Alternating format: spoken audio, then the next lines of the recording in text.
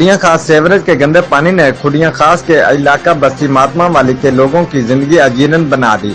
बल्दिया खुडियां खास का अमला लंबी तान कर सो गया है। इलाका भर की गलियां व सड़कें तालाब का मंजर पेश करने लग गईं। बच्चे बूढ़े सेवरेज के गंदे पानी से गुजरने पर बीमार होने लगे। सेवरेज के पानी से इलाका में वबाई अमराज फूटने का खदशा बढ़ने लग गया। इलाका मकीन का मजीद कहना है कि जनाब कमेटी घर असीं 100 वार गए हाँ, वो साडे आखे लगदे जेडे सही उन्हां मुलाजम रखे ने वो साडे को दूने तीने पैसे मंगदे ने। वो साडे आखे साडे निक्के निक्के बच्चे गंदे पानी टोर टोर के बीमार होए पे ने, वड्डे बुजुर्ग भी बीमार होए पे ने।